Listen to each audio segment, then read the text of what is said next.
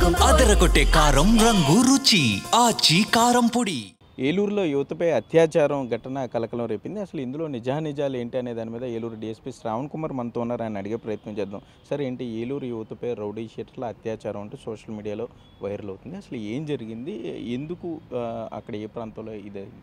ఈ యాక్చువల్గా ఏంటంటే ఏలూరు టూ టౌన్ పరిధిలో చౌడిదెబ్బ ప్రాంతంలో ఈ ఘటన జరిగింది.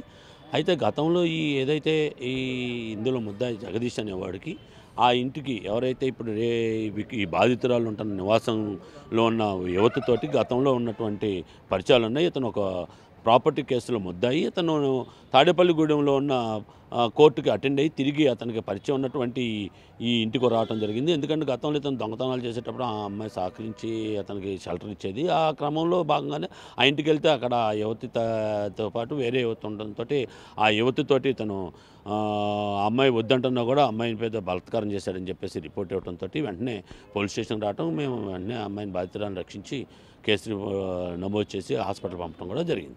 సరే, ఏంటి ఈ అత్యాచారం చేసిన యువకులు ఎవరు? ఇద్దరు ఉన్నారని చెప్తున్నారు. వారి మీద రౌడీ షీట్లు ఉన్నాయని కూడా చెప్తున్నారు. ఎంతవరకు వాస్తవం? అదే ఇప్పుడు ఈ జగదీష్ అనే అతను ఏదైతే ఉన్నాడో ఈ ప్రాపర్టీ అప్పుడు తన పేద సస్పెక్ట్ షీట్ ఉంటాం two town police station correct. అదేవిధంగా అతని ఫ్రెండ్ లావేటి భవానీ కుమార్ అనేవాడు ఉన్నాడు. అతను కూడా అదే రోజున రాత్రి ఆ ఇంటికి అది ఇద్దరు కలిసి వెళ్ళడం జరిగింది. అతను కూడా గతంలో ఒక కేసులో ముద్దాయి, అతను కూడా షీట్ ఉంది.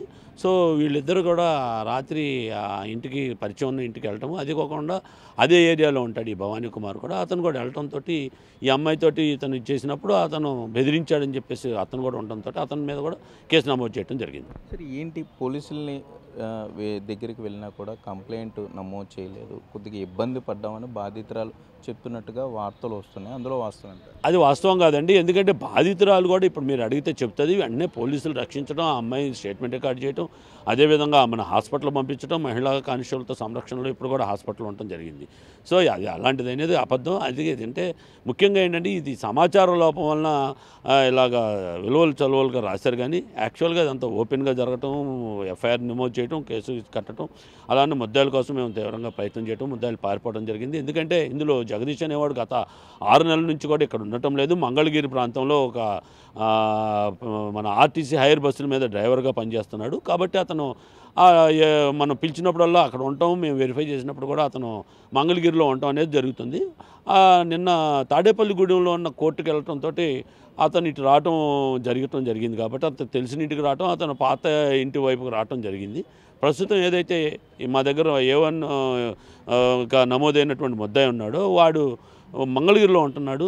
దాని మీద ఇతను ఇటు రావటం కూడా జరిగింది. ఏంటి సచివాలయంలో ఈ రేపు జరిగింది, బలవంతంగా తీసుకువెళ్ళారు, తలుపుల పగలు కొట్టారు, మరి ఎందుకని అక్కడ మన విజిబుల్ పోలీసు? అది తప్పండి. సచివాలయంలో జరగటం కాదు ఇది. యాక్చువల్గా బాధితురాలు ఇంటికి గుమ్మం ఎదురుగా ఒక కమ్యూనిటీ హాల్ ఉంది. అది నియర్ సచివాలయం.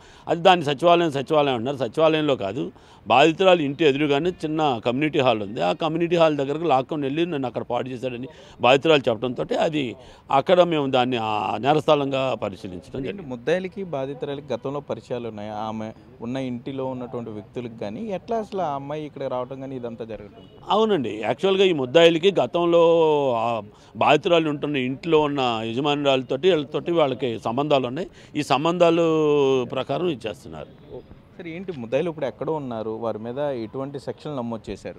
ముద్దాయిల కోసం ఒక స్పెషల్ టీం ఫామ్ చేసామండి. అతను పట్టుకుంటాం, తొందరలో చట్టం ముందు నిలబెడతాం. అదేవిధంగా వీళ్ళపైన రేప్ కేసు, అదేవిధంగా గృహ నిర్బంధించింది, అదేవిధంగా వాళ్ళని కొట్టడం, ఇవన్నిటి మీద సెక్షన్లతో పాటు SC/ST అత్యాచార నిరోధక చట్టం కూడా కేసు నమోదు చేయడం జరిగింది. ఓకే, అయితే మొత్తం మీద చూసుకుంటే ఏలూరులో జరిగిన ఘటనపై పూర్తి స్థాయిలో దర్యాప్తు చేస్తున్నాం. బాధితురాలికి ఏలూరు ప్రభుత్వ ఆసుపత్రిలో వైద్య సేవలు అందుకుంటుంది. ఇందులో పోలీసుల నిర్లక్ష్యం ఏమీ లేదు. తప్పనిసరిగా ముద్దాయిలను కూడా త్వరలో పట్టుకుంటామంటూ కూడా ఏలూరు డీఎస్పీ శ్రావణ్ కుమార్ చెప్పే పరిస్థితులు అయితే ఇక్కడ ఉన్నాయి. కెమెరామెన్ భాగ్యరాజ్తో సాగర్, బిగ్ టీవీ, ఏలూరు నుండి.